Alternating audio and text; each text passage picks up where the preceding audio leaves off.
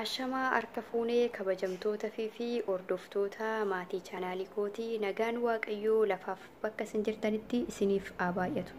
Har'a keessummaa haaraa qabadhee isiniif dhiyaadhitan jira jechuudha. Keessummaan ati nuuf qabattee dhiyaattee heewunii jechuun keessan waanuma hin oollidha. Keessummaa ani qabadhee isiniif dhiyaadhe eenyummaa keessummaa kana jechuudha. Hanga turtii viidiyoo kiyyaatti kan waliin turtan yoo ta'e salphumatti eenyummaa keessummaa kootii baruu hin dandeessu. Maarreegaa Oromoon nama kabajaa, Oromoon keessummaa simata. Keessummaa kiyyallee akka kabajaa naa simattan abdii isinirraa qaba.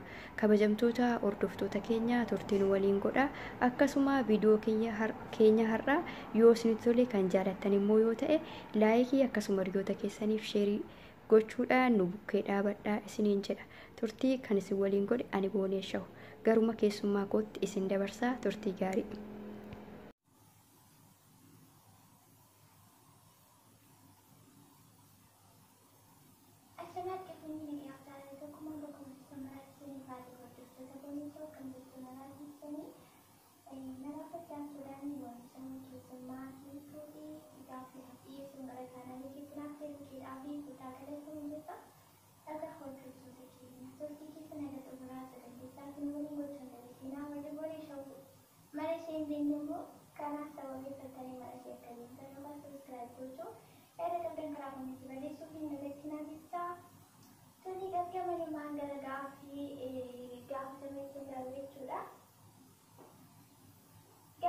Tokkoffaan kebeekiin bakki dhaloota ishee eessaadha.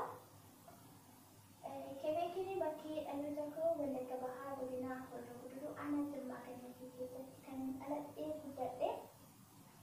Gaaffii lammaffaa kebeekiin maquma isheetu kebeekiidha moo maqaa yuutuubii isheetu kebeekiidha? Yoo maqaan ishee kebeekii ta'e maqaan ishee misirri eenyudha? Maqaan koo Kuulii Odeessaan jedhama. Kebeekiin garuu maqaa yuutuubii kootii jechuudha. Gaaffii sadaffaan kebeekiin guyyaan jireenya ishee keessatti gammaddee fi gaddite jira jedha. Ani guyyaan jireenya koo keessatti gaddee fi gammadee yaadne jira. Guyyaan inni jireenya koo keessatti baay'ee gaddee abdii kutadhee bara duraa yookiin yeroo jalqabaadhaaf bara kororaan biyya walirra jechuudha. Bara sanaa yeroo jalqabaaf gaafa gara biyya an jiru kanaa seenu warri namni dura jiru kuni baqadhaaf jedhanii magaalaa gara baadiyyaa deemu yeroo sanatti jechuudha.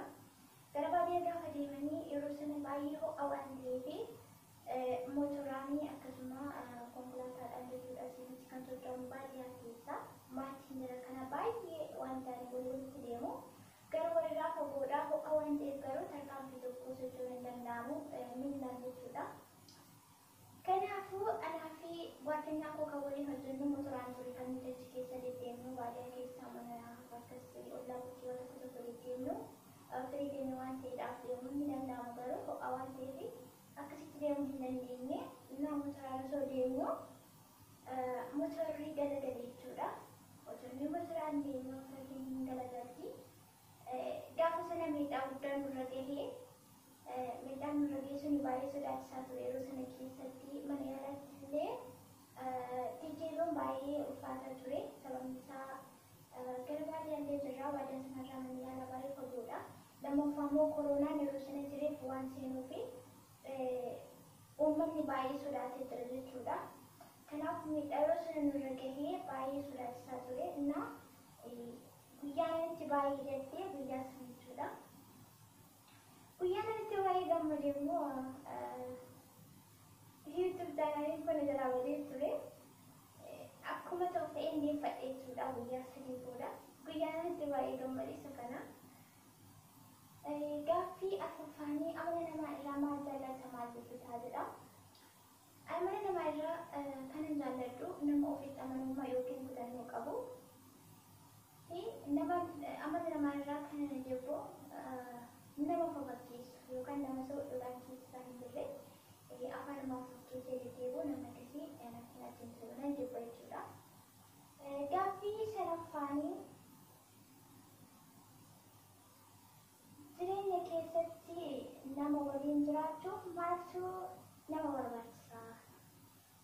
Jireenya keessatti nama waliin jiraachuuf maaltu nama barbaachisaa jedha gaaffiin sun affaanii. Jireenya keessatti nama waliin jiraachuuf wanti nama barbaachisu amala yookaan qabaa'insa jedhama jechuudha.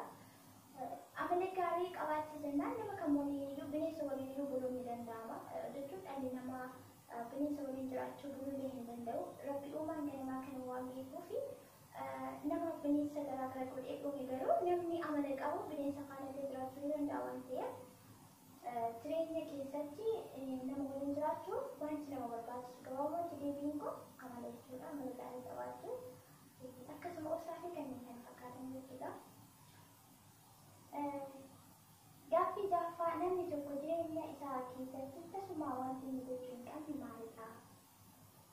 Namni tokko jireenya isaa keessatti tasumaa wanti inni gochuu hin qabne maalidha? Jedha gaaffii jaaffaanii. Egaa yaadni namaa garaagaraa waan ta'eef anis akka naasalitti yookaan akka hubateetti gaaffii kanaaf deebii taasisee kana yaadu namni jireenya isaa keessatti tasumaa wanti inni gochuu hin qabne gaafa aare yookaan lafa waan tokko sammuuleetti osoo dubbachuu dhiisee siwaasaa gochuu dhiisee kallattiima mudannoo sanarraatti osoo deebii gaariidha. Sababni isaa nam tokko gaafa aare dubbatee wayi nama dha'uu nama cabsu lubbuu namaatii dabarsuu waan danda'uudhaaf gaafa aare namni osoo dubbachuu dhiisee dabarfatee obsaan guyyaa sana dabarsee wanta isa gaafa guyyaa sana sa'aarsi irra deebi'ee sirreessuu danda'a waan ta'eedhaaf gaafa aare sanaa garuu waan baduuf boodammoo osoo waan jirtuuf gabaabumatti deebiin koo namni gaafa aare osoo dubbachuu dhiisee yookaan wanta sa'aatii sana irratti osoo haasaa gochuu dhiisee jedha. Gaaffii torbaffaa hojii manaa keessaa hojjechuu baay'ee kan jibbitu maalidha? Hin qabu tokkoyyuu hojii mana keessaa baay'ee jaalladha. Hojiin jibbiyyuu hin qabu jechuudha.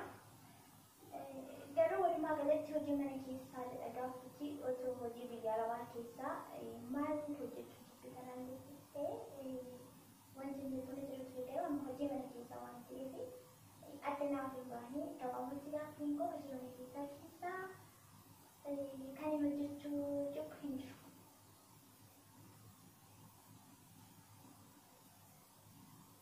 Gaaffii saddeettaffaa dhiifamoo gaaffii saddeettaffaanii faarfannaa yeroo baay'ee keessa deebisu tokko gabaabsii nuuf faarfadhu.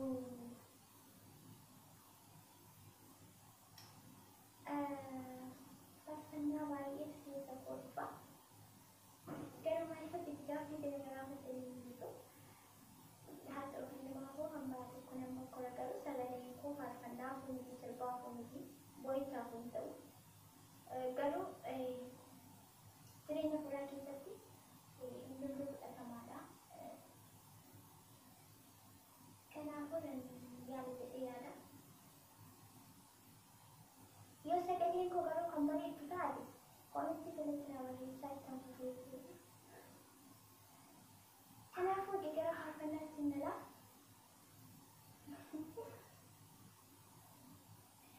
Anfannoo keessanaa muummachuun naafaa ilaalee argeera keessa biyyaa laafaa siigala buufachuun eegi naafii wayyaa barree jireenyaa koo gabbana naaf ta'a barree jireenyaa koo gabbana naaf ta'a.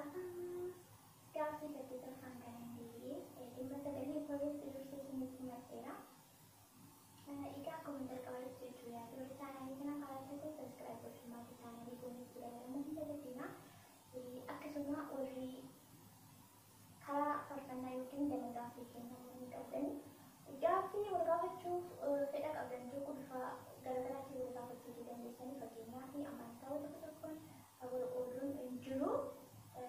Musliimallee yoo taatan amantaa biraallee yoo taatan akkuma kiyya kiristaanallee yoo taatan wanta gaafachuu isirra jiru tokko kan wanti jiru tokko wal gaafachuu dandeessu. Rakkoo uumuu hin qabu isiniin jedha. Haga